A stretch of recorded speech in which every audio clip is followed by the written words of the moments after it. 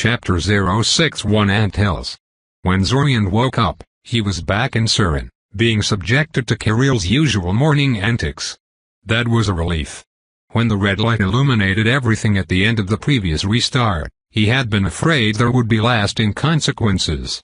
There was a primordial involved, after all, and he felt they were not something that should be taken lightly.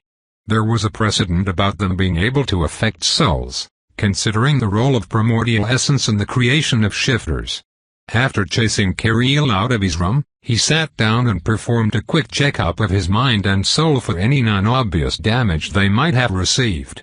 Only once his self-diagnosis came up empty did he relax. He wondered what the red light signified. The cultists had obviously lost control over the ritual and it failed in a lethal manner, killing everyone in the area. But he wondered what the nature of that failure was and how extensive the damage had been. It might be that stopping the ritual midway was almost as dangerous for the city as letting it run its course. Well, no matter, they would just have to find a way to foil it before it even started. As a bonus, stopping the ritual early meant that Nochka and the other shifter children wouldn't get horrifically murdered to power up the ritual.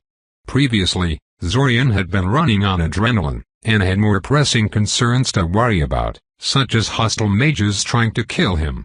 As such, he had been able to push the emotional impact of those sights aside and not think too deeply about them. Now, however, there were no such distractions present.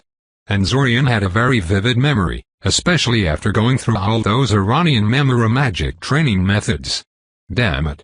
Those memories would bother him for months to come, he just knew it. Especially the part about Nochka. It wasn't like the suffering of the rest of the children left him cold or anything, but they were essentially strangers. He saw all kinds of awful things happen to strangers during the invasion, and was somewhat numb to it by now. But Nochka. He knew her.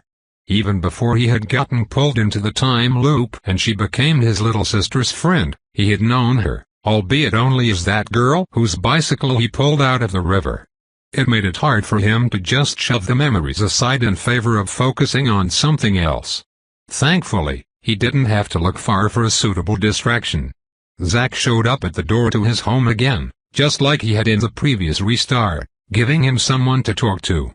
Soon, the two of them found themselves sitting alone in a train compartment, departing from Surin. No Kiril this time, huh? Zack said, humming thoughtfully. I guess this isn't going to be another vacation restart, then. Another. Zorian scoffed. Some vacation the previous restart turned out to be. Frankly, a lot of that is your own fault, Zack told him. If you really wanted to relax, you shouldn't have poked around serious matters so damn much. Hell, if you ask me, a proper vacation would involve leaving Seoria entirely. We can still do that now, if you want. I know this really gorgeous beach in Tetra, way down in the south of the continent. No, I don't think that's a good idea, Zorian said, waving him off. Don't get me wrong, I do need a small vacation. But I won't be able to relax with all this bothering me in the background. Let's take a couple of restarts to investigate all this new information and then we can relax. Oh. Zack perked up, leaning forward on his seat. So you found out something from that Meiji memory probe. Lots of things, Zorian nodded happily. The attack on the whole had been a very risky maneuver, even for a pair of time travelers like them, but the payoff was just as great as Zorian hoped it would be. It seemed that even inside the time loop, the old adage about big gain only coming with big risks was true. Do you want everything or just the highlights? Give me the highlights for now, Zack said. We can go into details later. All right, Zorian nodded. He expected as much. First of all, did you notice what those mages behind the shield were wearing? Red robes, Zack nodded. Kind of like the one the third time traveler was wearing. They are not like the one Red Robe was wearing, they are completely identical, Zorian said. I'm sure of it. And that is interesting, since those robes are not something you can buy on the open market. They are made specifically for the Inner Circle members of the Esoteric Order of the Celestial Dragon. No one except them should have one. Red Robe could have simply stolen it, Zack pointed out. Though admittedly, I don't have any idea why he would go out of his way to steal that robe specifically. Those robes are supposed to be a marvel of magical engineering, Zorian said. They're made from very rare and impressive materials, specifically, scarletide threads and crimson sea silk, and densely embedded with powerful defensive magics and privacy wards. If they're as impressive as the Magi memory probe thought they were, I'm not surprised that Red Robe would want one. I want one too, now. We're definitely stealing one in this restart so I can take it apart. Hell, if they're that good, we're stealing them all, Zack said. If they're made from crimson sea silk, we can sell them for huge amounts of money based on materials alone. It's a bit unfortunate, though, since now we can't know if Red Robe is just being practical by wearing those robes or if he really is a cultist. I think there is a good chance he might be a cultist, Zorian said.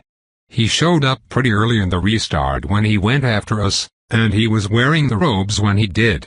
That implies he has one within easy reach of himself. The time he tried to kill you when you were barely out of bed is especially telling. It sounds like he came rushing at you as fast as he could, with minimal preparations, yet he still had it on. That's a good point, Zack said, frowning. Well, if that's true, then he should be easy to find. Just how many members of the inner circle does the cult have, anyway? 15, Zorian said. You got them all from that much? Zack asked in surprise.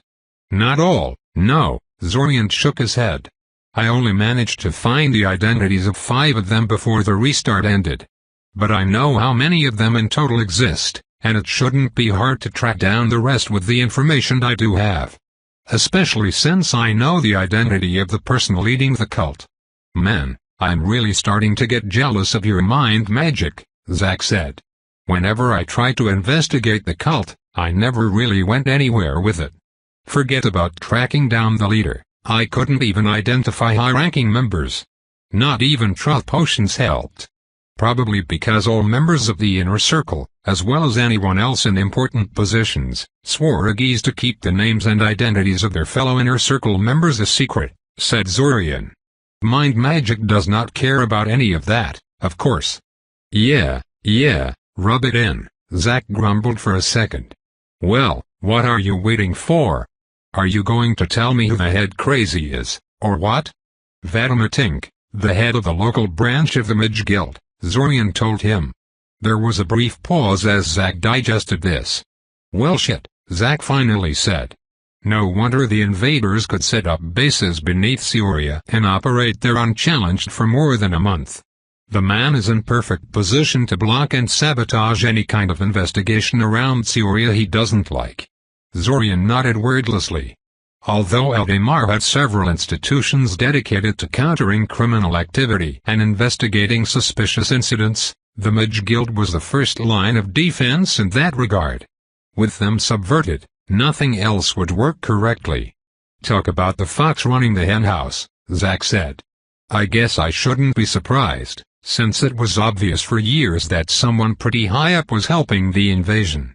But this kind of thing still catches me off guard. What the hell does someone like that hope to gain by helping the invaders, anyway? Oh, that's an excellent question. Thanks for reminding me, Zorian said. You see, I found out more about what the inner circle of the cult is planning with their ritual, and I can tell you it's not what their regular members and their Ebasan allies are thinking. They are not trying to let a primordial run amok through the city in an attempt to appease their world dragon god that hates all humanity? Zack asked curiously. No, Zorian shook his head. That's what the regular members of the cult think. The inner circle know that while the ritual involved releasing the primordial into the world, the goal is not to let it do whatever it wants. The goal is to enslave it and get their very own living superweapon and bound wish genie. The imprisoned primordial is supposed to be Panaxleth, he of the flowing flesh, and the inner circle of the cult thinks he can grant them everlasting youth and remake their bodies into something better. Better? Zack asked, arching his eyebrow. Is this the kind of better where you end up faster and stronger but covered in eyeballs and tentacles? Well, in the case of that Magi memory probe, it mostly involves him being 21 and healthy again, Zorian said. And having a bigger penis. Zack snorted in amusement. Panaxith is supposed to be a flesh warper, rather than a shapeshifter in a modern sense, Zorian continued. In theory, it should be possible for it to cure diseases, regress people's age, and remake their bodies into some superior form. It's just a question of whether they can control it well enough. Can they? Zack asked curiously. Control it, I mean. No way to know, really, Zorian admitted. But I doubt it. The idea is to restrain Panaxith with a binding spell keyed into his essence and then subjugate his mind. Even the cultists admit that Panaxith's ever-changing nature means the binding spell won't stay effective for long. Meaning they have to enslave it within 15 minutes or less. You don't think they can work that fast, Zack surmised. I think it might be impossible even if they had all the time in the world to work their magic, Zorian said. Let me put it this way. When I invaded the mind of that mage at the end, I encountered powerful and sophisticated mental defenses on him. Better than I had ever seen before on a human mage. It took me mere minutes to dismantle them and start rooting through his memories. At the time, I thought the protections were there to compensate for the known weakness of the shield that protected the ritual ground. But that was just a secondary concern. Their real purpose was to ward off any mental counterattack from the primordial while they tried to bend it to their will. Ah, I get it, Zack said. You're thinking that if you can get through the shields in a few minutes, the primordial could as well. Yeah, Zorian admitted. It's possible, I suppose, that I'm overselling Panaxith and that he has no way to strike back at the minds of cultists trying to enslave him. But primordials are supposed to be these ancient beings that gave even gods pause, and Panaxith's powers revolve around manipulating living flesh, including the nervous system. At the very least, I expect Panaxith to have incredible mental defenses at his disposal. I bet he could weather mental attacks from anything other than a master telepath with effortless ease. Zack and Zorian continued talking for another half an hour, discussing the various facts and secrets Zorian had discovered with his memory probe at the end of the previous restart. Eventually, though, the conversation started to wind down. Huh, said Zack thoughtfully. And here I thought the reason Quatachachul didn't follow us was because Alanik kept him too busy to do so. In a way, that's true, Zorian said. If Quatachachul had left the battle to follow after us, his soldiers would have surely perished without his support. And I have a feeling he cares far more about Ebisan mages than he does for Siorian cultists. In that way, Alanik and the rest of the mages that came with us did keep him busy. Still, if Quatachachul thought there was a good chance the ritual would collapse without his support, he probably would have went after us anyway. Fortunately for us, the cooperation between him and the cult's leadership isn't exactly rosy. The leaders of the cult never told him they would be practically defenseless once the ritual starts, which gave him a skewed image of what kind of forces they had arrayed against us. He had no idea that the 7 most powerful mages on that platform had no way to contribute to its defense. They were afraid Quatachachul would take advantage of their weakness to off them, Zack surmised. Yes, exactly, Zorian nodded. Especially since they weren't completely sure whether or not Quatachachul was aware of what the true goal of the ritual is. He shouldn't have been, but old, powerful archmages like him are hard to fool and keep in the dark about things. And if he knew they were trying to take control of the primordial, it wouldn't be particularly strange for him to try and sabotage them once they release it from its prison. For about a minute, both of them were silent. Zorian because he no longer had anything notable to say, and Zack because he seemed to be considering something. You know, I've been thinking, Zack said, looking around their compartment. Why are we still on this train? You didn't bring Kirill along with you and we're well away from Surin at this point. Can't we just teleport directly to Sioria already? Well, yes, Zorian said. I just figured the train compartment is as good a place to talk as any, you know? Although I'd like to make a detour before we go to Sioria, if that's okay with you. Sure, Zack shrugged. Where are we going? Eldamar. The capital city? Zack asked. Zorian nodded. Why? To see if we can find another key there, Zorian answered.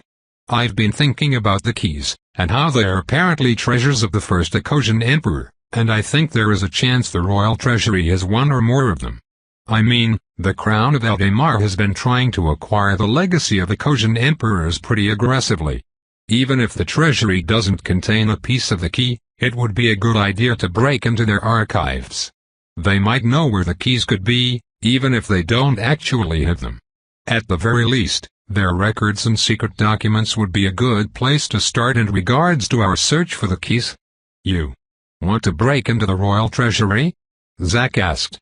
After a second of silence, he shook his head and laughed lightly. Actually, yeah, that sounds like a good idea. We should check out the treasuries of Salamnon and a couple of other large splinter nations too. Eldamar isn't the only country trying to collect imperial artifacts, you know. I know, but Eldamar is the closest, and I'm guessing they already know about similar initiatives of other nations and how successful they are, Zorian said. The only problem is that breaking into the royal treasury is no simple matter, Zack told him seriously. There is no way we can do it this morning, with no preparations whatsoever. And even with all our skills, I doubt we can do it without being discovered in the process. You wouldn't believe how upset the royals get when an intruder successfully gets into the palace. It's like kicking over an anthill. They would be after us for an entire month, and they're actually pretty capable. It might be best to delay that kind of excursion till the end of the restart. Fine, Zorian said. It wasn't like he expected he could just walk into the royal treasury and check things up at his leisure. But I still want to check out the defenses so I know what I'm dealing with. I assume from your words that you have already broken in there, so you can tell me the details from your perspective as we walk. I never actually managed to break into the treasury, Zack said. Admittedly, I didn't try very hard. I did it for a laugh, really, to see if I could do it. Well, it turned out to be harder than I thought. From the way the Ebasons managed to assemble their secret invasion, you might think the royals and their forces are incompetent. But you'd be wrong. They guard their treasures very, very well. If only they valued their loyal subjects as much as they do their possessions. The last part was mumbled under his breath, but Zorian heard it anyway. I knew this could bring a lot of unwelcome attention to us, Zorian said. That's why I didn't bring Kirill with me this time. One of the big reasons why I decided not to tangle with House Boranova too much in the previous restart is because that had the potential to get everyone around us in trouble. I guess in the grand scheme of things it doesn't really matter if Kirill, Amaya and the others suffer due to our actions, since everything will be wiped clean at the end of the month anyway, but I just can't let myself think in such a way. No worries, Zack said, waving his hand dismissively. I actually appreciate that kind of attitude. I was kind of worried before that you'd try to make me do some awful stuff in the name of practicality, but you're an okay guy. Zorian found it a bit amusing how trying to rob Eldamar's royal family doesn't qualify as awful stuff in Zack's eyes. It wasn't unexpected, of course, considering how the royal family stood back and watched as House Nevada was looted by Zack's caretaker. Anyway, we'll be annoying all sorts of powerful people in this restart, Zorian said. The royal family, House Boranova and plenty more besides. I intend to go after the cult's inner circle members, and they're probably all very influential people. So we're just going to go around stirring up one hornet's nest after another? Asked Zack rhetorically. Nice. I've done that in a couple of restarts. Fun times. Zorian gave Zack a blank look. Sometimes, he really envied his fellow time traveler for having had literal decades of restarts to fool around and experiment in. In the end, their visit to Eldamar transpired without complications, albeit this was largely because Zorian had Zack telling him what ideas would never work and warning him when something had the potential to alert the palace guards that they were being spied upon. Some of the countermeasures Zack described to him would definitely have tripped him up if he had been performing the attempt alone. The palace wards were so extensive they could even detect when someone was staring at the building for too long. Zorian still had no idea how something like that could even work, but he decided to trust Zack that he wasn't playing a prank on him or something. Somewhat intimidated by the defenses arrayed in front of him, Zorian decided to limit himself to a simple visual inspection, using captured pigeons as his remote-controlled eyes. The palace wards could detect spy animals, but they only reached so high into the air, and pigeons had excellent eyesight. As far as Zorian could tell, his actions were not detected. Even if they were, though, Zack and Zorian had already left the city before making the attempt, and Zorian was controlling the pigeons through a chain of telepathic relays. The next day they went to Xveen and Alanik to try and convince them that TimeLoop was real and that they needed help. There was a bit of an argument between Zack and Zorian about how to go about it. Zorian argued that they should take their time convincing them, while Zack insisted they should just dump everything in their lap right away and see what would happen. In the end, they decided to go along with Zack's plan. If it worked, it would save a lot of time. If it failed, they simply lost a restart worth of their help, which wasn't too debilitating. Predictably, neither Xveen nor Alanik reacted well when faced with Zack and Zorian's collected claims, but they both accepted the notes they had entrusted to Zorian in the previous restart and agreed to at least consider their story. It was more than Zorian had hoped to get out of them, to be honest. Veyers still couldn't be found. Zack confirmed that this was also the case at the very start of the restart as well. He had sought the boy out before coming to meet with Zorian, and Veyers was nowhere in Seoria even then. As such, on the third day of the restart, Zack and Zorian decided to launch a more intense investigation into Veyers' whereabouts. Specifically, they decided to break into Boranova Mansion and interrogate Andoril Boranova, the man who served as the boy's caretaker ever since his parents had died in the Weeping. By necessity, their break-in couldn't be very subtle. Although they had fallen on hard times, the Boranova were still an old noble house, and their manor had very good wards protecting it. Neither Zack nor Zorian were in the mood for spending several restarts gradually mapping their warding scheme in order to subvert it peacefully. As such, they decided to just barge in, make sure Veyers was not hiding somewhere in the house under heavy wards, kidnap Andoril and then teleport to a prearranged place so they could interrogate the man in peace. The initial attack on the man occurred in the middle of the night since the city authorities would be more sluggish at that time, what with most people being asleep and all, and consisted of Zorian casting a number of ward analysis divinations of the mansion's wards in order to locate the wardstone powering them. His probing of the building's wards was instantly detected, of course, but it took time for actual people inside the building to organize, understand what was happening, and muster a response. Before they could do anything, Zorian had already found the information he'd been looking for. "Over there," Zorian said, pointing his finger in the direction of the wardstone. "Got it," Zack said, quickly starting to perform a long chain of gestures. "I'll clear a way for us." Soon, a devastating piece of artillery magic hit the wall in front of them, opening a brand new entrance to the mansion in question. They rushed inside, disabling the dazed mansion defenders they encountered before making a beeline towards the wardstone. Zorian was shocked by how easy the operation turned out to be. No one could stop them. The mansion's inhabitants were caught completely off guard by the suddenness and ferocity of their attack, and most of them tried to fearfully get out of their way instead of organizing some kind of hasty defense against them. In little more than a minute, Zack and Zorian had reached the wardroom. The door was made out of thick, alchemically strengthened steel, and was virtually indestructible in the short amount of time they had to do this. But unfortunately for House Boranova, the walls were not similarly durable, and Zack unceremoniously blew the door off its hinges and strolled inside. After that, shattering the golden sphere that served as the anchor for the mansion's wards proved trivially easy. When the mansion's wardstone fell, all of the wards defending the mansion followed.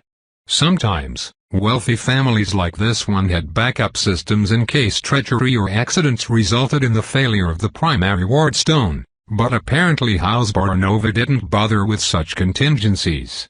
With no divination wards to get in their way, they quickly scryed the entire mansion for Veyers, only to turn up empty. No matter, they expected as much.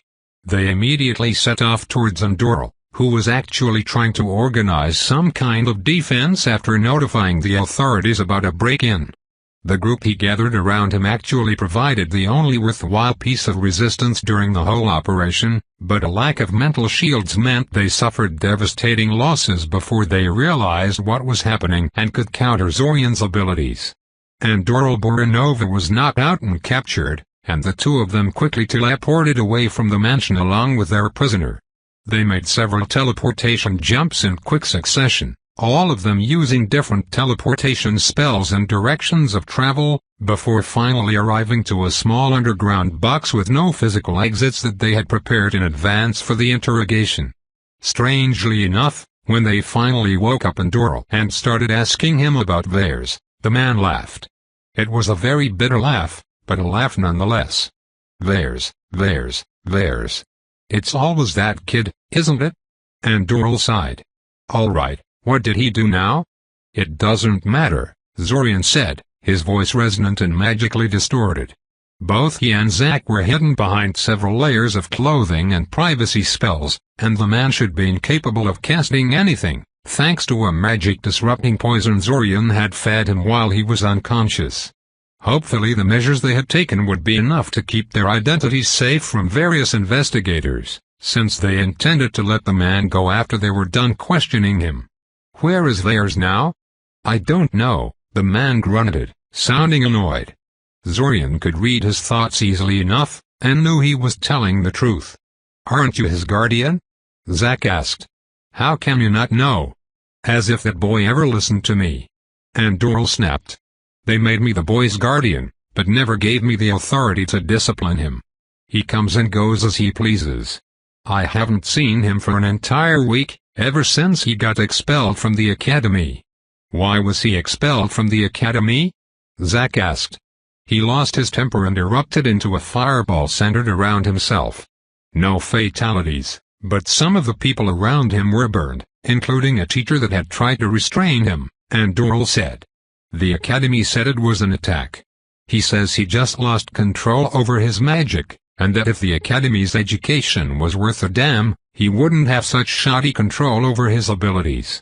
And what do you think? Zack asked. I think theirs did simply lose control over his magic and that the academy knows it.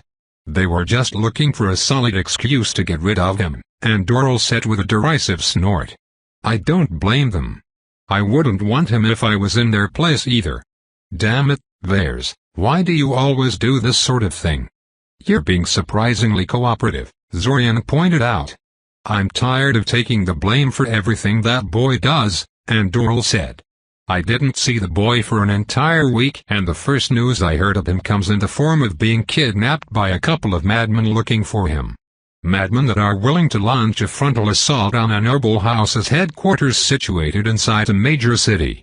And are powerful enough to succeed. I'm not dying for that kid. There was a brief pause as Zack and Zorian processed this. From reading the man's thoughts, Zorian could tell that the way they masked their identity put the man somewhat at ease. If they had openly showed him their faces, he would have assumed they intended to kill him at the end, and would have been much less cooperative. As it was, he felt there was a good chance they would let him go if he told them what they wanted to know. The fact that they were asking about theirs rather than some other, more serious house secrets was also a factor. The following hour-long interrogation shed some light on the quarrelsome boy that they had once shared a class with, partially through honest question-and-answer sessions with Andoril and partially through strategic use of thought reading, memory probes and short-term memory erasure. It turned out that House Boranova did have a bloodline, but most of their members never awakened it to its full potential. In its dormant state, the bloodline simply gave a person exceptional affinity to fire magic. Only the main line of the family knew how to ignite the bloodline into its active state, giving the user more impressive abilities. Although House Boranova hadn't gone extinct during the Splinter Wars and the Weeping, they'd lost most of the core members of the family. Of the main line of the family, only theirs had survived the tribulations, and his father had died without igniting the boy's bloodline or passing on to him or anyone else, really. The specifics of the process. The consequence of this was that some of the more influential members of House Boranova started to question Vaers's right of succession. He was too young, they said, and didn't even have his bloodline ignited. What kind of heir of House Boronova didn't have an ignited bloodline? What made him actually qualified to lead the house? Wouldn't it be better to put someone more proven in charge during these trying times? Someone like one of them. The conflict threatened to tear the house apart, until the Veyers faction created a brand new ignition ritual by piecing together fragmented historical sources and a healthy amount of speculation. Pressed for time and reluctant to give someone else the legitimacy of an ignited bloodline, they decided to use the ritual on Veyers right away. At first, it seemed to work. Veyers developed non-structured fire magic, just like his ignited predecessors, and he could open magical locks that could only be opened by ignited members of the house and access the family's secret areas. The pretenders dropped their claims, and all was well for a while. Unfortunately, it soon became clear that either the new ignition ritual was faulty or that some kind of specialized training regimen was required to stabilize the ignited state, because Veyers started losing control over his emotions and magic. He became prone to rapid mood swings, laughing uproariously in 1 second, only to be reduced to near suicidal depression in the next, and then erupting into murderous rage when confronted. His non-structured fire magic started manifesting itself based on his subconscious desires, frequently spinning out of his control entirely, almost as if it had a mind of its own. House Boronova hastily found various experts and magical exercises that allowed Veyers to regain some measure of control over himself. None of it was perfect, however, and the complaints about Veyers' leadership returned in full force. Enraged, Veyers tried to have his challengers executed, but House Boronova was in too dire a position to start killing its own members. Essentially, even trying to do so would likely result in internal war. Gradually, Veyers sank into a pit of anger and bitterness at the perceived betrayal of his own family members, and started to lash out at everyone around him. And when he started going to the academy, this anger was extended to the academy and everyone in it, since their attempts to help him control his unstable magical abilities didn't work fast enough for his liking. Just like his family, the academy had failed him. Unfortunately, since Veyers and Doral didn't get along very well, the man had no idea if Veyers had any friends or associates outside the house they could talk to.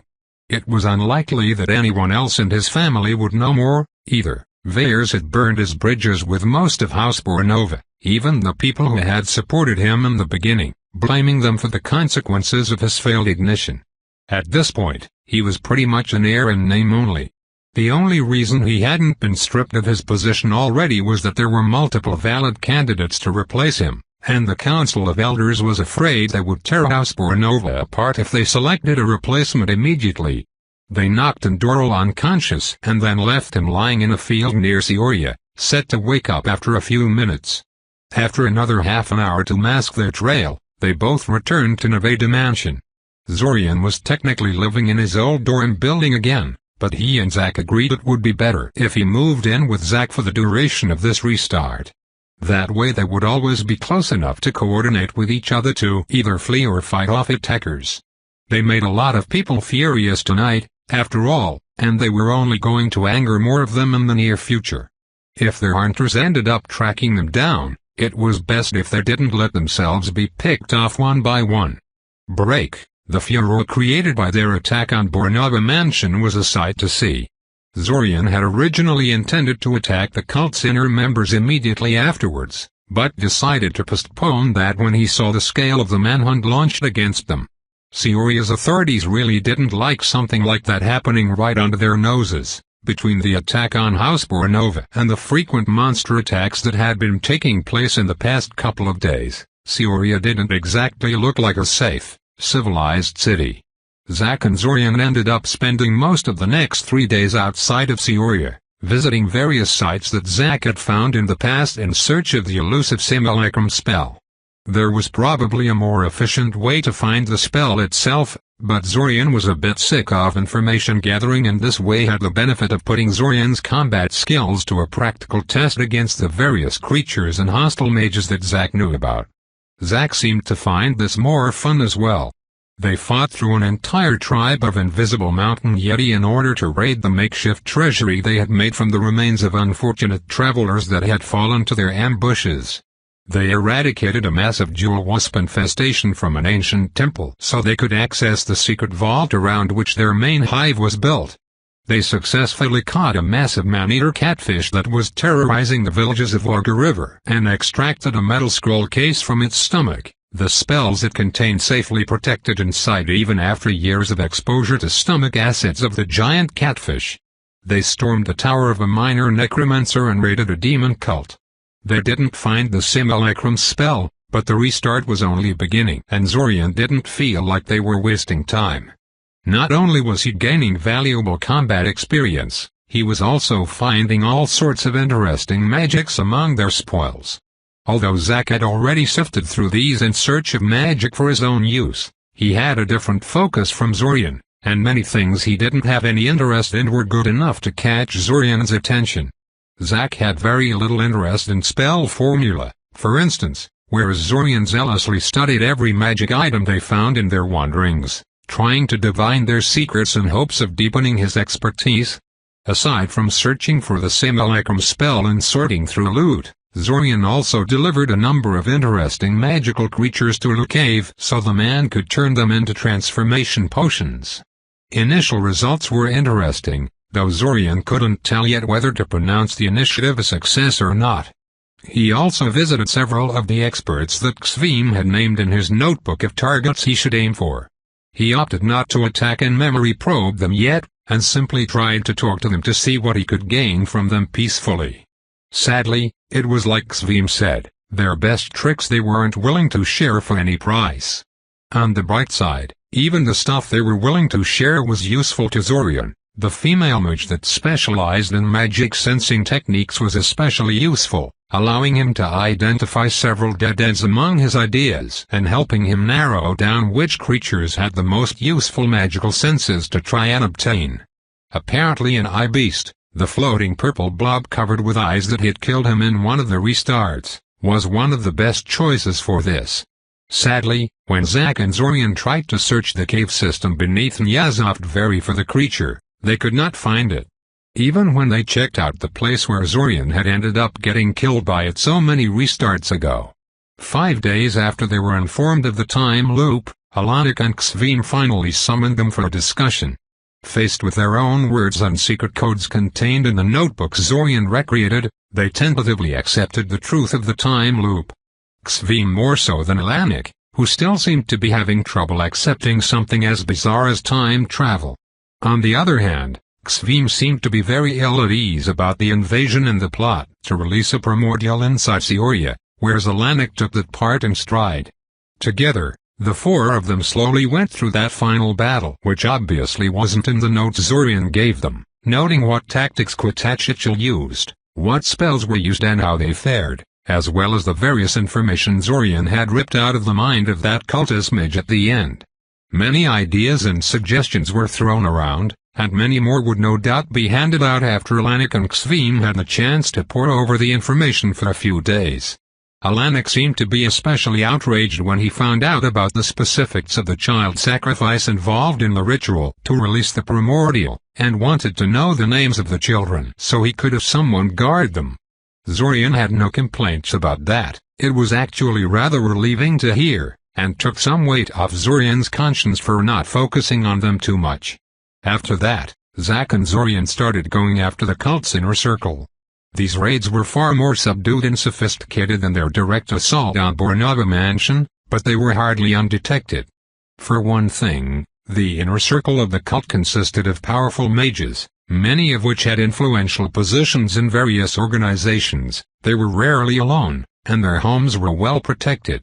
For another, Zack and Zorian were after their possessions as well as their secrets. Whenever they gained access to their targets' homes, they took anything that looked valuable, interesting or incriminating.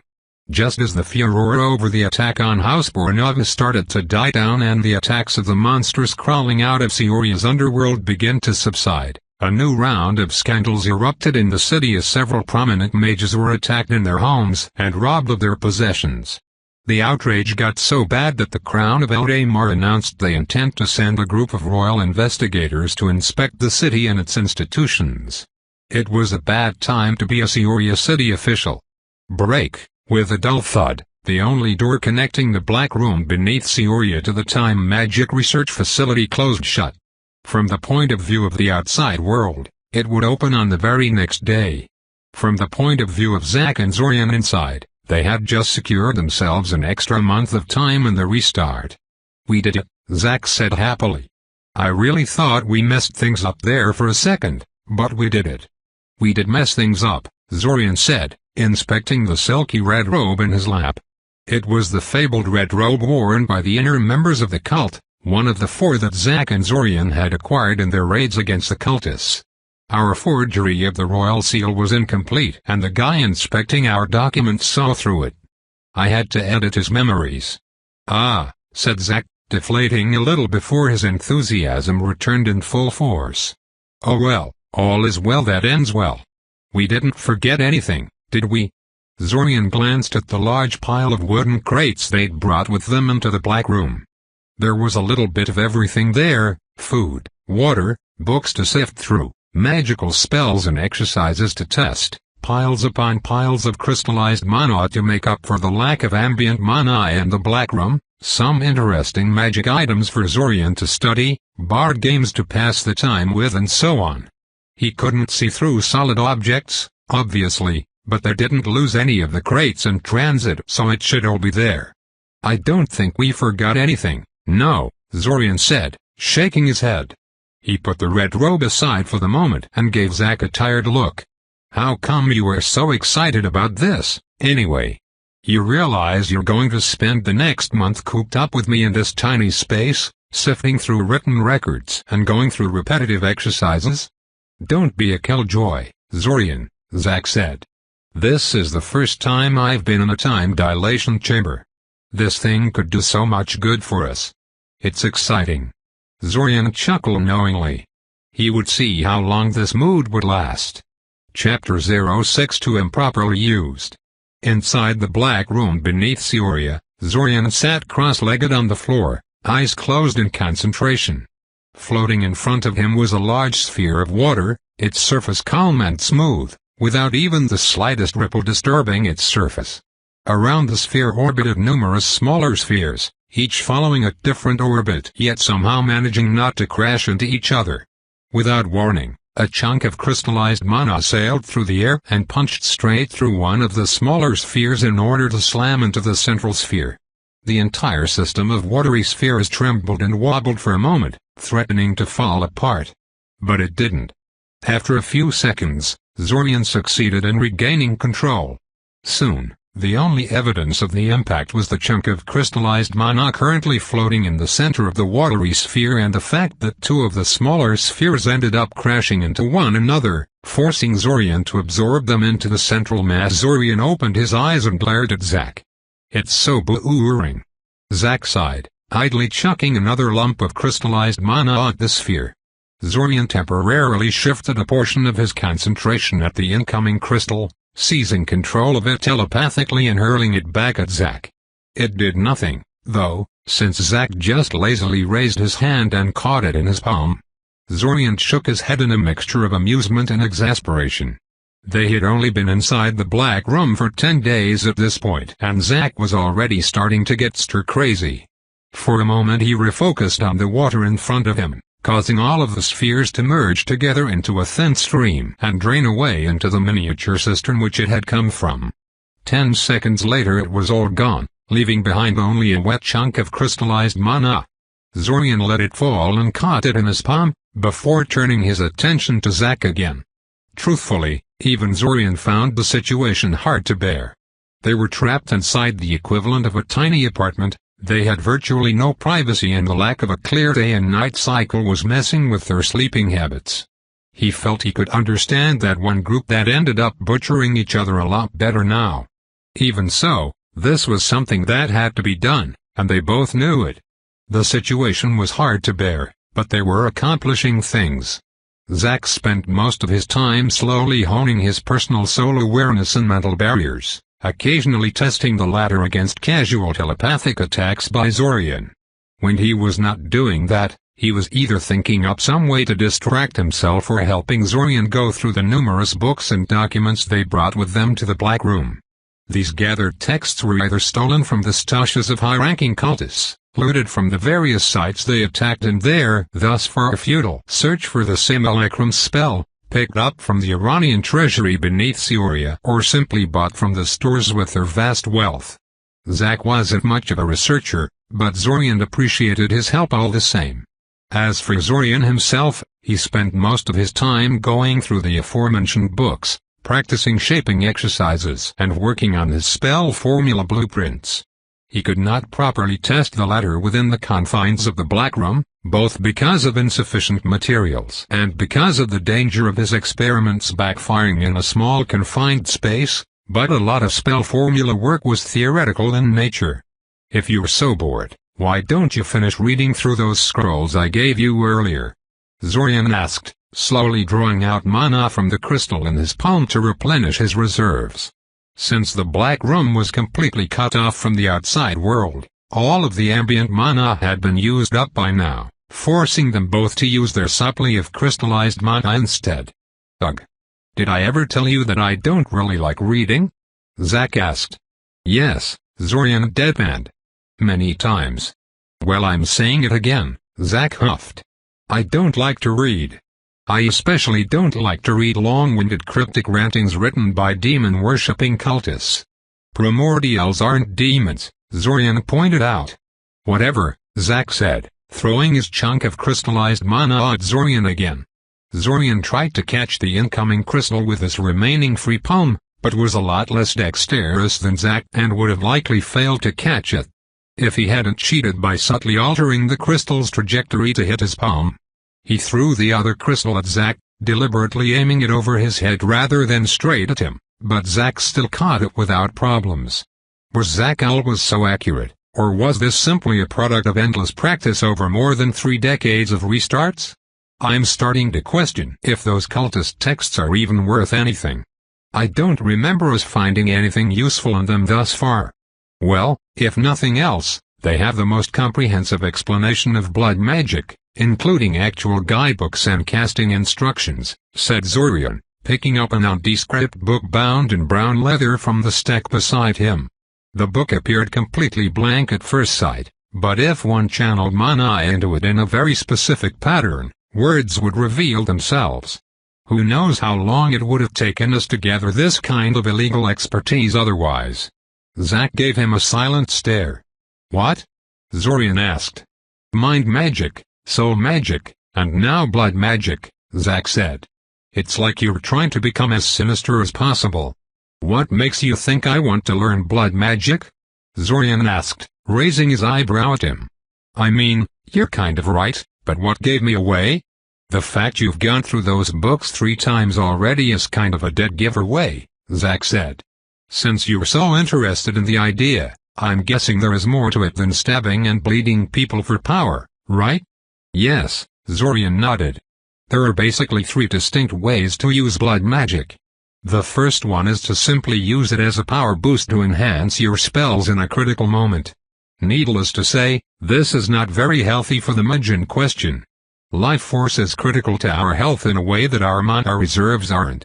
Even a slight expenditure of life force will leave you tired and weakened, and since life force recovers far slower than mana reserves, the effects may linger for days or weeks. Huh, said Zack thoughtfully. That sounds kind of like drawing upon raw ambient mana to get out of a bad situation, only better because you're only risking your health instead of both your health and sanity.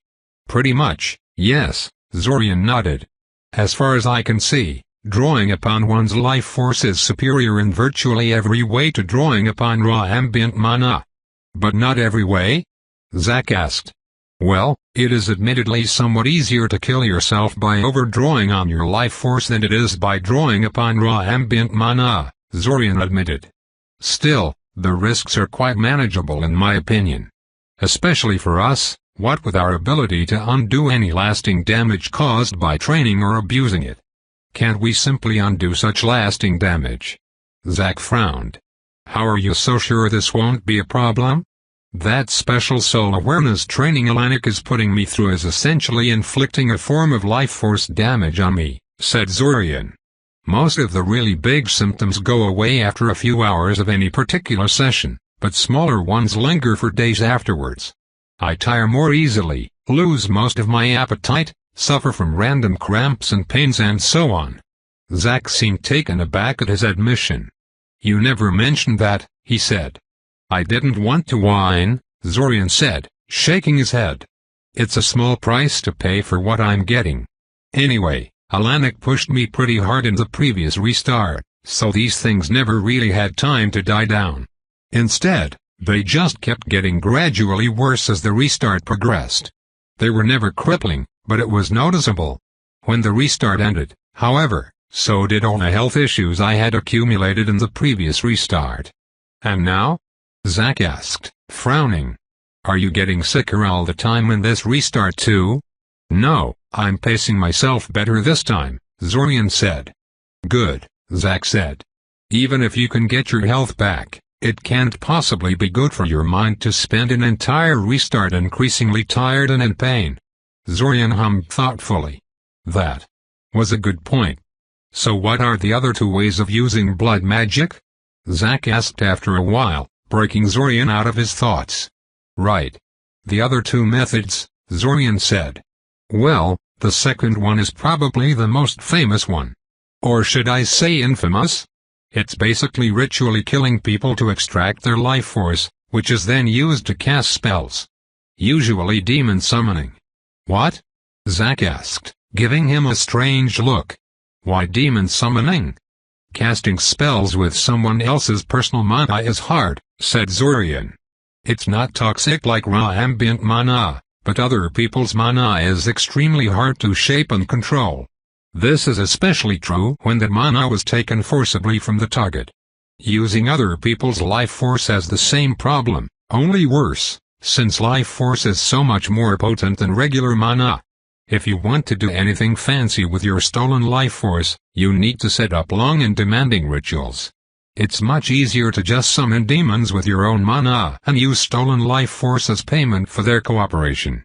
I thought demons asked for souls as payment, Zack said. They accept both, and more besides, Zorian shrugged. It depends on the demon, really. Well, whatever, Zack said, clearly not terribly interested in the discussion about demons. Since the first method is kind of neat, but situational, and the second method sounds exactly as awful as I feared, I'm guessing it was the third method that got you so interested in this stuff? Right. The third method of using blood magic is related to enhancement rituals, Zorian said, a bit of excitement suddenly shining in his eyes. Zorian launched into a quick explanation of the matter. Enhancement rituals were complex magical rituals that granted permanent magical enhancements to the target. Superhuman strength, fast healing, flight, fire breathing, inherent ability to see mana. These were just some of the many possibilities that a caster could acquire by investing in the field. There was a price, of course, or else they would already be in widespread use.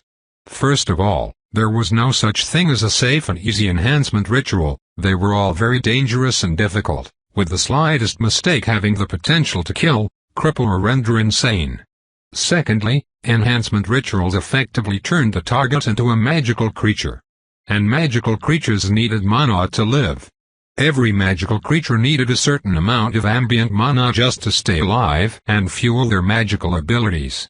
The more powerful they were, the higher the ambient mana levels had to be to support them. Stepping into an area too thin and ambient mana to support them wouldn't immediately kill them, but they would find themselves quickly weakening and wasting away. This was the main reason why powerful monsters from the deeper levels of the dungeon didn't overrun everything. They would effectively starve to death outside their home areas. A human, regardless of the manner in which they acquired their magical abilities, also had to pay the price to maintain their existence. A portion of their mana reserves was effectively lost, permanently tied down in the maintenance of the magical enhancement. Their mana reserves maximum would be permanently lowered. It was a heavy price to pay, especially for a mage already suffering from below-average mana reserves, such as Zorian. Mages interested in magical enhancements had to think very carefully about whether a particular enhancement was worth the price they would pay for it. That said, while the price had to be paid, the size of the price was not set in stone. Depending on the sophistication of the enhancement ritual, the quality of the materials used in the procedure and the skill of the mage conducting it, the enhancement could either cost you half of your maximum mana reserves or a mere tenth of it. Blood magic, by virtue of interacting with a person's very life force, could allow one to integrate a magical ability extremely well into the target. So well, in fact, that the ability could become inheritable, a true bloodline. In fact, quite a few bloodlines began in this very manner. Employing blood magic to integrate an enhancement ritual made an already dangerous undertaking even more risky. But the price for an enhancement so well integrated into the target was greatly reduced. There was still a price. Even with blood magic use, Zorian would still have to give up some of his precious mana reserves to acquire permanent magical enhancements. However, the price was reduced enough that Zorian was no longer willing to ignore the possibility outright. It's not a priority, of course, Zorian finished. But I definitely intend to experiment with the field in the future. Zack clacked his tongue in dissatisfaction. I have to say I'm not too fond of the idea, he said. Every time I think of blood magic, the image of those shifter children from the previous restart pops into my mind. Zorian flinched a little at the reminder. But I trust you not to descend to that level of depravity, Zack hurriedly added. Just stay away from the whole sacrifice people to summon demons part of the field. Yeah, Zorian nodded, a little more subdued. He had originally wanted to point out that Zack could benefit from enhancement rituals even more than Zorian would, but decided this wasn't the best time to raise that issue.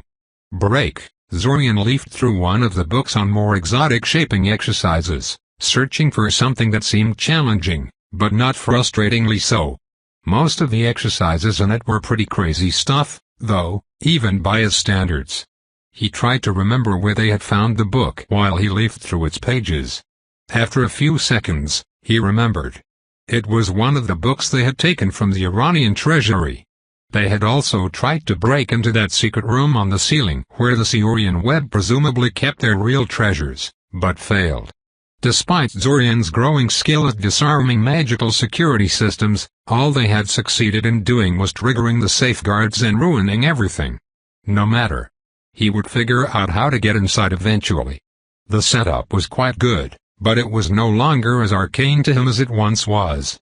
He was pretty sure he could figure out how to dismantle the security spells in another 5 or 6 attempts. Why do you keep bothering with shaping exercises? Zack asked him, not bothering to actually look at him. He was too busy juggling a dizzying number of crystallized mana chunks to devote too much attention to Zorian. Show off. Because I still haven't reached the limit of my shaping ability, Zorian said, sounding as if that was the most obvious thing in the world. Zorian, you're already starting to get better than me in terms of shaping skills, Zack sighed. And my shaping skills are good enough to cast just about every type of magic out there. Including really demanding ones like medical magic. What the hell do you even intend to do with crazy shaping skills like that? You can never have too much shaping skills, Zorian told him. You spent too much time around Xvim, Zack said. The guys brainwashed you. Every improvement of my shaping skills, no matter how minor, means I spend less mana on my spells, Zorian said. For a low mana guy like me, every drop of mana is precious. We can't all be inexhaustible mana monsters like you, Zack. Hell yeah. I'm the only one awesome like that, Zack said, puffing his chest in an exaggerated fashion. Unfortunately for him, the action caused him to lose control over the chunks of crystallized mana he was juggling. They clattered to the floor, some of them breaking up into smaller pieces upon hitting the ground. Oops. Zorian snorted in amusement. Did you ever find any clues about your mana reserves? Zorian asked curiously. There has to be a reason why you deviate so much from everyone else when it comes to your mana reserves. Sadly, no, Zack said, stepping over the fallen crystals in order to sit down next to Zorian. No one I consulted about it has any idea how that is possible. Most people think it's some kind of undocumented bloodline of the Nevada. Although if so, it's one that shows up rarely and irregularly, otherwise the enemies of our house would have noticed it and noted it in the past. I suppose there is no chance of you just being very, very lucky? Zorian asked. It's rather unlikely, Zack said. I'm sure you've noticed by now that my shaping skills aren't that much worse than yours, despite the massive disparity between us in terms of mana reserves. Of course, Zorian nodded. I assumed that's just decades of practice adding up. Ha! Well, it's not just that, Zack said. The fact I was able to keep up with the academy curriculum at all, even before the time loop, pretty much shuts down the theory I'm just lucky. I'm magnitude 50 in terms of mana reserves, but I can shape my mana as if I was magnitude 25 at most. That's too convenient to be natural. Yeah, Zorian said thoughtfully. Still, magnitude 25 isn't small at all. I'm surprised you managed to get your shaping skills as high as you did with that as your starting point. I did have a lot of time to get it right, Zack pointed out. Considering you managed to catch up to me in a measly 5 years or so, I don't think it's really that impressive. Especially since my shaping skills are as high as they will ever be while yours just keep growing better and better. I'm sure Xveen would be able to find you something to work on if you asked him for help with your shaping, Zorian teased. Zack scowled at him, but then suddenly gained a thoughtful look on his face. He kept staring at Zorian for a few seconds, making him increasingly uncomfortable. What? Zorian asked impatiently. You know, if you're really so determined about pushing your shaping skills to the best they could be, you should invest some time in learning medical magic. Or at least, the diagnostic half of it. Many of those diagnostic spells analyze the state of your magic, not just your body. You can use them to map the flow of energies inside of you and get a better picture of your own limits. That did make sense, sort of. Zorian already had a decent feel for his own mana, thanks to Xveen's training, but this still sounded like an improvement in that regard. Maybe some other time, Zorian said, shaking his head. It sounds interesting, especially if I intend to seriously mess around with blood magic, but it does not fit into my current plan. We have a plan? Zack asked with mock surprise. Okay, so it's a very loose plan, Zorian admitted. But it does exist. What, do you want us to make a step-by-step schedule or something? They decided to take a few hours to just relax and unwind. They played cards and board games, exchanged stories and even had a drawing competition. Sadly, they couldn't agree if it was Zack's portrait of Zorian or Zorian's portrait of Zack that was better, so the contest was reluctantly pronounced a draw. They still had 10 days to go. Zorian didn't regret coming here in the slightest, but damn would he be glad to be out of this place. Break, finally, Zack said, spinning around with his arms stretched out to take in the forest around them.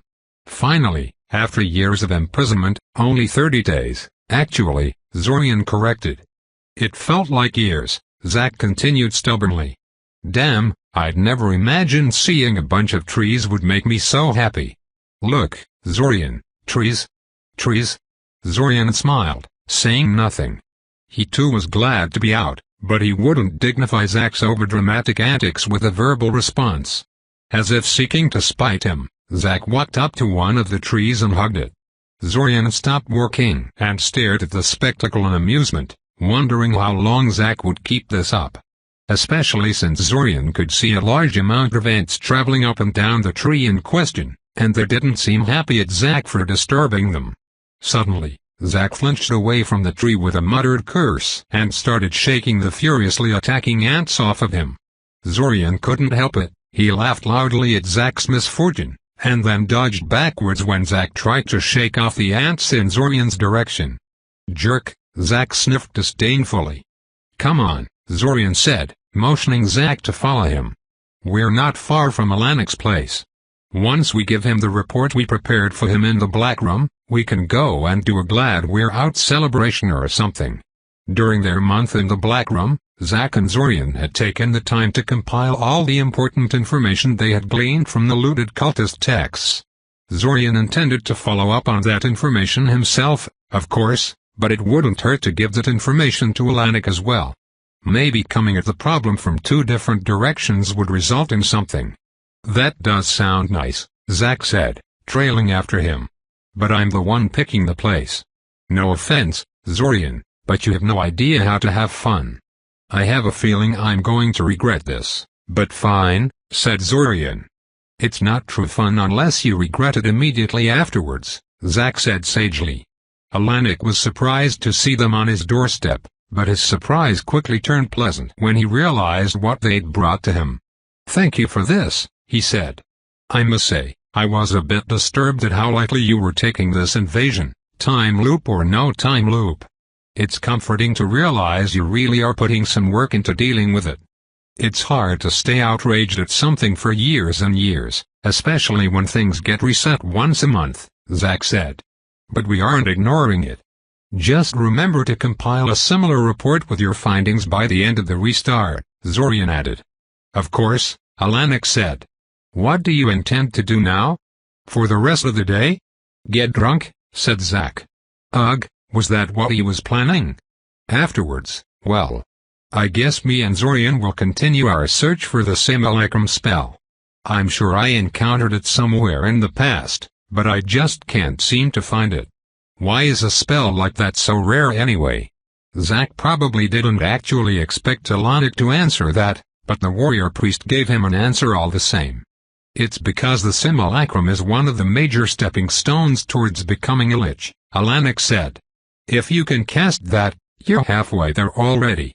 Not to mention the spell itself being a complete nightmare for criminal investigators. So anyone who is known to have it is watched more intently by the Mage Guild, unless they are very closely aligned with them. So, don't tell anyone we can cast simulacrum, is what you're saying? Zack asked, largely rhetorically. Alanik gave him a blank stare. Yeah, I figured. But wait, doesn't that mean I should be looking for the spell primarily among groups of necromancers and liches? Yes? Alanik said, then frowned. Hold on. You know the locations of necromancer groups and lich sanctums. Just how many of these locations are we talking about? 15 minutes later, it had been determined that Alanik would join them on their simulacrum search. And also that Zack would sit down and write down a list of all necromancers, liches, demon worshippers, slaver compounds and other criminal sites he knew of. Or at least the ones that he still remembered the exact location of, since he had forgotten quite a few of them by now. Unlike Zorian, he had never acquired some method of guaranteed perfect memory, and had never been all that good at remembering details anyway. Zorian had a feeling that Alanik's notes at the end of this restart would no longer be as small and sparse as they'd been at the end of the previous one. Break. This is bullshit, Zack complained, his voice slurring slightly. He downed another glass of hard liquor and narrowed his eyes at Zorian. There is no way you're so good at holding your liquor. You're cheating somehow. You cheater. Well, he was certainly right about that. As a point of fact, Zorian was using the trick taught to him by Slush, so long ago, and stealthily transmuting his alcohol into sugar. But why would he ever admit that? He just downed his glass of sugar water and gave Zack a bright, self-satisfied grin. Break. In the Ashikatara Sea, the southern sea enclosed by the two prongs of the Altasian continent, there was a pirate ship. Well, there were quite a few of them actually, but this one was important because its crew was mostly composed out of skeletons. The only living crew were a trio of brothers, each of whom was a necromancer of some skill. The skeleton pirates, as they were commonly called by their victims, had been living a pretty good life until now. The trade companies in charge of most merchant ships were notoriously cheap, staffing their cargo ships with the smallest crew they could get away with. Meanwhile, skeletons required no food or pay, and could be packed like sardines into the pirate ship's cargo hold without ever complaining about inhuman conditions or getting sick. As such, when a metaphorical skeleton crew of a merchant ship met the literal skeleton crew of the pirate ship, the result was rarely in doubt. The living sailors were severely outnumbered, and probably reliant on guns for defense, which didn't work very well against skeletons. The only issue was closing in on their victims before they could get away, but the pirate ship the three brothers used was special. Most of their victims wouldn't even know they were coming until it was too late, and quite a few surrendered their cargo immediately when they realized what they were up against. After that, The skeleton pirates looted everything, throwing some of the skeletons overboard to make space for their new loot. The skeletons were easily replaceable, after all, and went off to sell their ill-gotten gains. Sadly for them, their comfortable existence had come to an end. The ship's sails were burning, there were several gaping holes blown in the hull, and the sounds of magical combat emanated from its interior. This time, it was the skeleton pirates who were getting boarded. Inside the ship in question, Zorian was fighting a horde of skeletons. "This is so stupid," he complained, creating a shining beam of severing force to cut the approaching horde at the knees. He learned the hard way that destroying their heads did very little and that he needed to cut off their limbs if he wanted to take them out of the fight. Why am I the one fighting mindless skeletons instead of going after living mages vulnerable to mind magic? Zack and Alanik better have a good explanation for. The ship shook from another explosion, but Zorian telekinetically glued his legs to the floor beneath him and thus managed to stay on his feet. The skeletons were not so lucky, and most ended up falling to the ground, providing an excellent opportunity to Zorian for finishing some of them off and maneuvering himself into a better position. He had to hand it to the three pirate brothers running this ship. They'd put some pretty good wards on the vessel, or else it would have long since turned into a pile of sawdust from the intensity of the fight currently taking place. Though now that he thought of it, the pirates were probably powering such strong wards with the souls of their fallen enemies, so maybe it wasn't as impressive as it first looked. Or maybe the skeletons doubled as mana generators for the wards in addition to being the disposable crew of the ship? There was a certain amount of beauty in making skeletons pull double duty like that. Before the skeleton horde could fully recover and swarm him again, Zorian conjured an animated mass of ectoplasmic threads beside him and started hurling all of the skeletons into it. Soon, the entire group was restrained and compacted together into a giant skeletal ball. Zorian then dragged said ball to the nearest hole in the hull and threw it out of the ship. He then repeated the move with the other skeleton group in the ship. Now, if he was right about his theory, the whole warding setup should. Oh, there we go, the wards were already failing. Wow, they didn't put even the slightest amount of mana storage somewhere as a precaution against a ploy like this? Or at least set things up so they would gradually fade away instead of suddenly crashing down like this? He retracted his earlier praise. This was very amateurish ward making. He set off towards the heart of the ship, where Zack and Alanik were fighting the actual masters of the skeleton pirates, but when he finally got there the fighting was already over. For a group you claimed were such easy targets, it sure took you a long time to finally bring them down, Zorian commented while walking over to them. I assume you're behind the ship's wards failing? Alanik asked, tapping a nearby chest with his battle staff in order to trigger an electrical trap placed on it. Zorian nodded. Thank you for that. They were very annoying. It has been a while since I fought in an area that suppresses fire magic so firmly. I'm sorry, it's been a long time since I fought them and I totally forgot they had these fancy wards covering their ship, said Zack, knocking on his head with a nervous laugh. After a while, I just sank their entire ship instead of trying to fight the crew, so my perspective on how easy they were to fight was a little skewed. Hearing that, Zorian didn't have much hope that the ship's treasure stash held the simulacrum spell. Still, in the interest of being thorough, he joined Zack and Alanik in disarming all the traps defending the treasure stash and searching through the contents. Even if simulacrum wasn't here, there could be something else of note inside. But eventually, found it. Zack shouted, triumphantly holding a pitch-black scroll case above his head. What? The pirates actually had the simulacrum spell in their stash? Zorian asked, surprised. Yup, this is it. I remember it very well because the scroll case kept destroying the contents whenever I tried to open it, and it was so infuriating. Then I finally managed to get to the scroll inside and it turned out it was just a simulacrum spell. Man, I was so angry about that. Zorian stared at the black scroll case for a moment before motioning for Zack to open it. To his surprise, Zack didn't bother unraveling the defensive trap on the scroll case or using a proper unlocking method. Instead he sent some kind of magical pulse into the scroll case, causing it to fall apart into hundreds of jagged little pieces, as if it was suddenly sliced apart by hundreds of invisible blades. Well, he supposed it was one way to defeat the trap. "May I?" Alanik asked, extending his hand towards the piece of rolled-up leather that had been in the destroyed scroll case. Zack shared a look with Zorian, who shrugged noncommittally. The scroll was promptly handed to Alanik, who unfurled it and scanned the contents. "It's legitimate," Alanik eventually announced. "Some of the simulacrum versions are incomplete or even malicious versions meant as traps for the unwary, but this seems like the real deal to me." "Huh?" Zorian had to admit he hadn't even considered that possibility. He knew that some of the spells out there were fake or traps, but it was rarely a problem, especially if one was careful about their spell sources. He supposed that for illegal or highly restricted spells like this, the percentage of fake spells was much higher than average. Especially if they came on a mysterious scroll like this instead of a published book or something. Alanik handed the leather scroll to Zorian, who slowly read through it.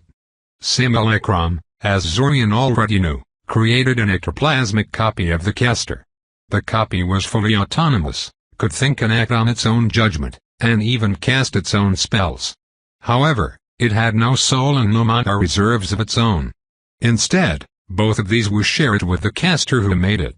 That meant that aside from the initial cost of creation for the simulacrum, as well as the running cost of maintaining its existence, the caster also had to pay for every single spell the simulacrum decided to cast. He explained as much to Zack, who had read the description of the spell once but had since forgotten most of the details about it. "It's still useful," Zorian noted. "Having another copy of me to help me with purely mental tasks would be infinitely useful. But it's not quite as convenient as I thought it would be." "Yeah, it's kind of disappointing," Zack said. "It's good as bait and an additional worker to boss around, but I don't think you'll be using it too much in battle." "I wouldn't be too sure about that," Zorian said. "Sure, I won't be spamming double fireballs with my simulacrum or anything, but my telepathic abilities are quite cheap in terms of mana cost. And they are more useful as a devastating opener than as a long-term tool in battle, so it would be pretty useful if I could make twice as many telepathic attacks whenever I make my move. Double the Zorian, double the mind magic." "As if your mind magic wasn't terrifying enough as it is," Zack grumbled good-naturedly. "There are two things you should keep in mind," Alanik said suddenly. "One is that no simulacrum is an entirely flawless copy of yourself. Especially in the beginning, the copies are bound to be greatly degraded version of you, lacking the full extent of your abilities. As your proficiency with the spell grows, you will be able to get increasingly better replicas.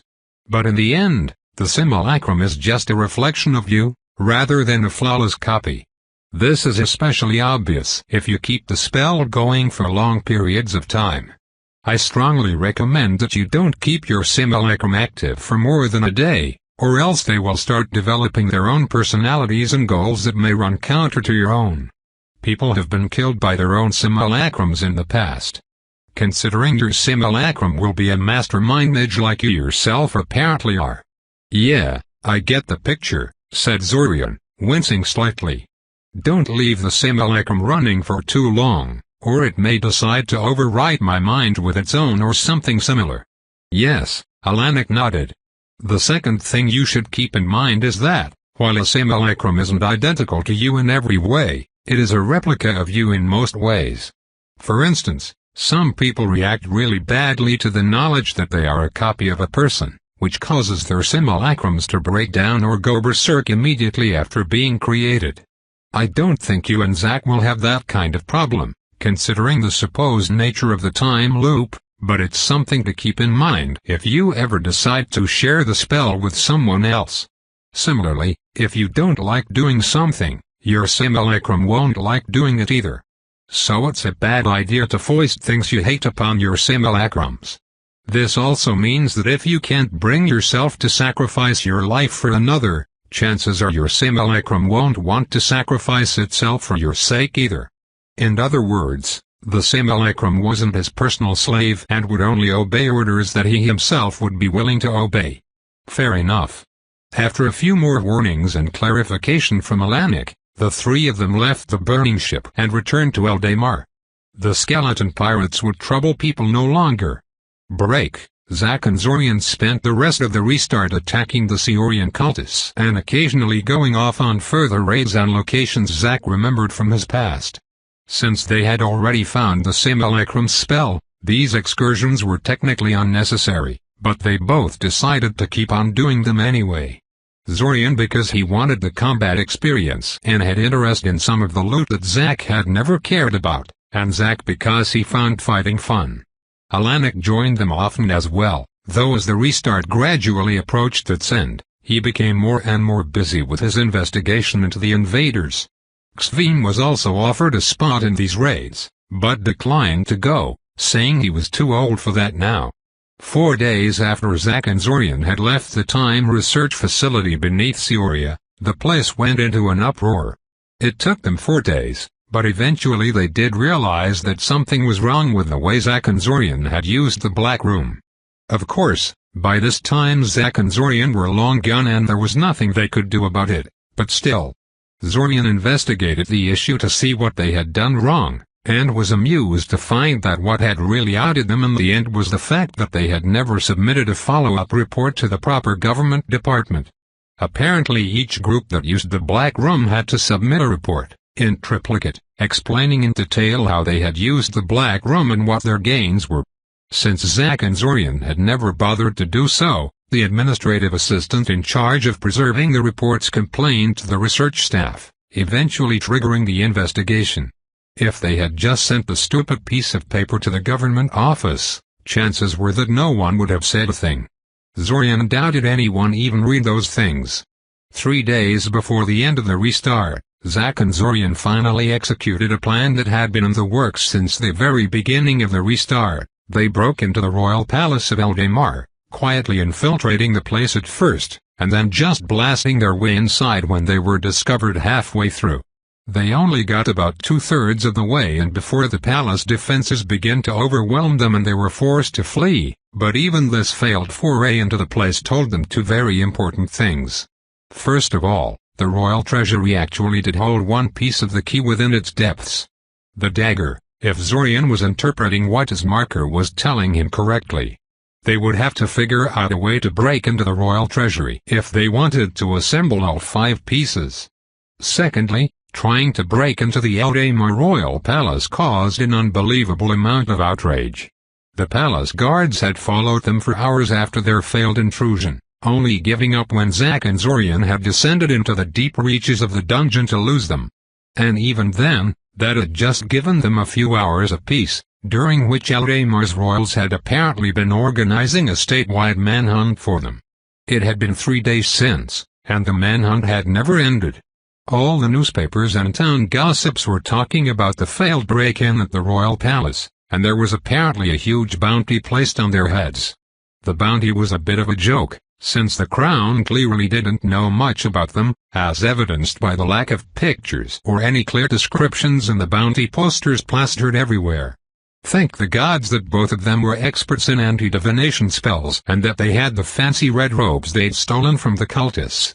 Still, while the Eldamar forces didn't know their identities, they clearly had some method of tracking down those 2 people who tried to break into the palace, because they unerringly kept coming after them every once in a while. The 2 of them were constantly on the run, with the longest period of time they had to sit down and relax being about 6 hours. It was frustrating, especially since neither Zack nor Zorian could figure out how their pursuers kept tracking them down. See, I was totally right in saying we should wait for the end of the restart before trying this, Zack said as they ran towards the small forest nearby, the red robe he was wearing distorting his voice in unnerving ways. So what? I never disputed that, Zorian responded, his voice similarly distorted. Before they could say anything else, an ear-piercing screech sounded above them, quickly followed by another. Zorian didn't even have to look at the source of the screeches to know it was those 2 giant crowned eagles coming after them, each with a pair of battle mages riding them. That thrice-damned group was incredibly annoying, always responding first to their every move, cutting off their retreat routes and disrupting their spells until the rest of the pursuers could catch up to them. Unfortunately, The eagles were fast and agile flyers, and the battle mages riding them were incredibly good, so getting rid of them before their allies showed up was virtually impossible. By now, Zack and Zorian no longer tried to engage them. That just wasted time that could be used for running away. "I don't think we can keep this up for long," Zack told him as he deflected some kind of multicolored lightning bolt into a nearby bush, which immediately exploded from the force of the spell. "How long?" Zorian glanced at the city of Cioria looming nearby. Though it might appear to their pursuers that they were just randomly fleeing around, the two of them had actually been deliberately luring them here. The end of the restart was fast approaching, and the invasion was about to begin. "I think it will start right." Before Zorian could finish the statement, numerous artillery magic flares rose into the air from the hills surrounding Cioria. The invasion of the city had officially begun. Zorian grumbled discontentedly. Damn, reality always ruined his dramatic timing. "Never mind, it's starting," he said out loud. "Yeah, thanks a lot. I would have never known if you hadn't told me," Zack said sarcastically. Zorian said nothing, simply stepping closer to his fellow time traveler. Immediately after, Zack finished his spell and they were both enveloped into a semi-transparent white sphere, which then shot into the air with dizzying speed. Giant ground eagles were apparently fast and agile enough to follow after the sphere, which surprised Zorian more than it probably should have. Still, the two of them had an entire army of surprised invaders to serve as their unwilling meat walls. The sphere unnervingly hummed in on the largest flock of iron beaks they could find and flew straight through it, splattering numerous birds to death and pissing the entire flock off.